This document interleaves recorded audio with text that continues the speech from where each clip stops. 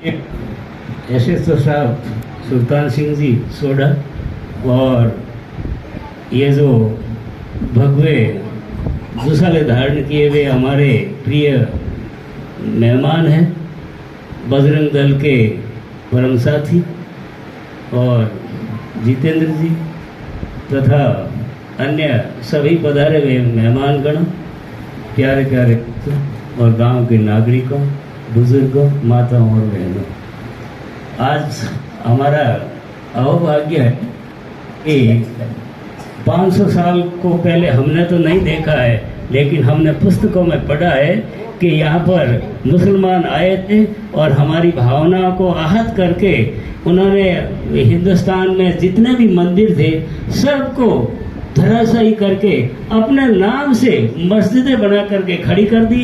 और उन मस्जिदों में एक मस्जिद का नाम है बाबरी मस्जिद, जिनको हमारे यहाँ के नौजवान साथियों ने इस तरह से ध्वस्त कर दिया, जैसे मुंह पर मक्खी बैठती है उसको हम कैसे कुछ ही पलों में उसकी देह शांत कर देते हैं, वैसे कि क्योंकि हमें वो लगन थी और वो दिल में एक कसक थी कि राम तो हमारे हैं, ये बाबर कहाँ से आ गया। सही में बाबर यहाँ का नहीं था, बाबर तो अफगानिस्तान का था, फरगना जिले का शासक था। भटकते भटकते हिंदुस्तान आ गया और हिंदुस्तान में आपको ध्यान होगा कि फूट डालो और राज करो की नीति सबसे पहले मुसलमानों ने कही थी, शुरू की थी, और बाद में तो अंग्रेजों की देन है ही है। यह हमने पुस्तकों में पढ़ा है, क्योंकि मैं भी एक शिक्षक रहा हूँ।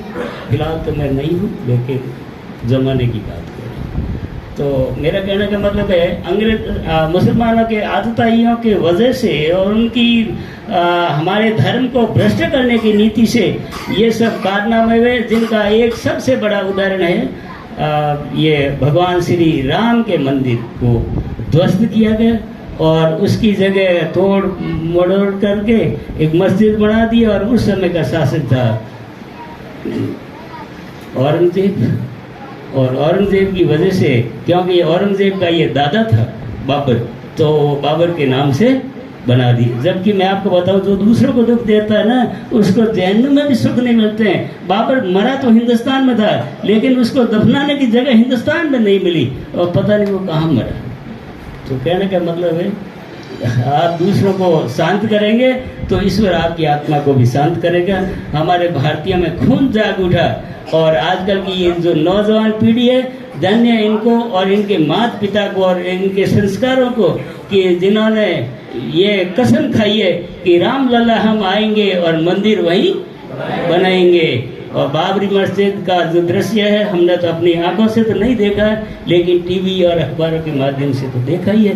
हमारे गांव गांव में रामशिलाएं आई थी और उसका हमने पूजन किया था, और पूरे गांव में जैसे ये आपने झलकी दिखाई है, ऐसी तो नहीं थी, लेकिन थोड़ी बहुत थी। वो झलकी दिखा करके और उस मूर्ति का मतलब ईंट का हमने पूजन किया था, उस पर श्री राम लिखा हुआ था। तो हमने तो उसी समय ये धारण कर लिया कि ज़रूर हम जीते जी राम जी का मंदिर अवश्य देख लेंगे। और वो सपना अब 1-2 महीना तो नहीं है, लेकिन चौथे महीने में शायद वो हमारे दर्शन के लिए तैयार हो रहा है। उसके ऑटोग्राफ टीवी में आ रहे हैं, अखबारों में आ रहे हैं, रेडियो उसकी कथा सुना रहा है।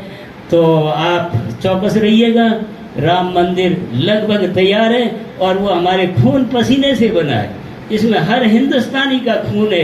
कोई ये नहीं कह सकता कि मैं यूपी का हूँ इसलिए सबसे पहला हक मेरा बनता है। यहाँ को मेरा है न को तेरा है।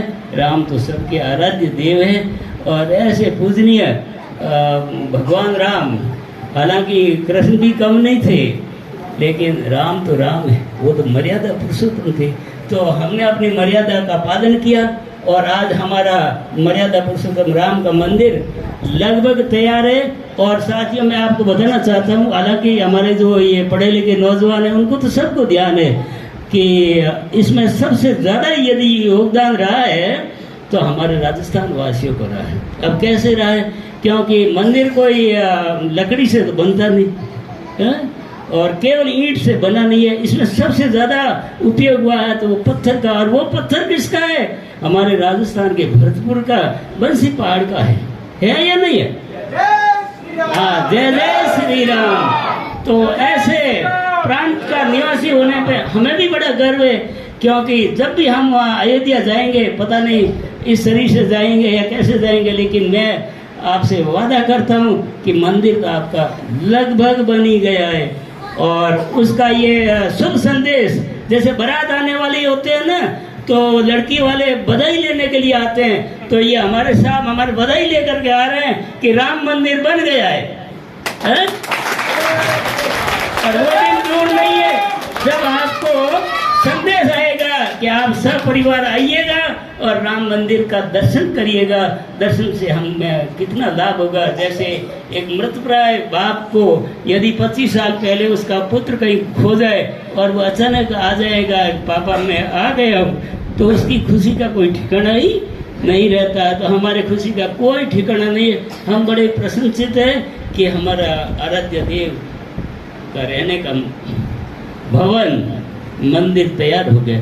क्योंकि हमारे यहाँ एक बहुत ज़रूरी है कि इंसान को क्या चाहिए, रोटी कपड़ा और मकान। जब हमारे भगवान का भी कोई मकान नहीं है, उनका कोई रहवास नहीं है, तो हमारी इन हवेलियों को लानत है। और ये जो कहते हैं ना कि वो ऐसी बात, वो आज हमने पूरी कर दी है। हमने क्या, हमारे देशवासियों ने पूरी की। इसमें हर बच्चे का योगदान है, हर जवान का योगदान है, हर बुजुर्ग का योगदान है। और प्रेरणा किसकी है? संतों की। भारत संतों की भूमि है, इसीलिए भारत को विश्व गुरु कहा जाता है। और विश्व गुरु के नाते धन्य है हमारे वो शीर्ष स्थान पर बैठे हुए वो महापुरुष, जिनके प्रेरणा से और जिनके आह्वान से हम सब जागृत हुए हैं। और ऐसे प्रेरणा पुरुष मैं नमः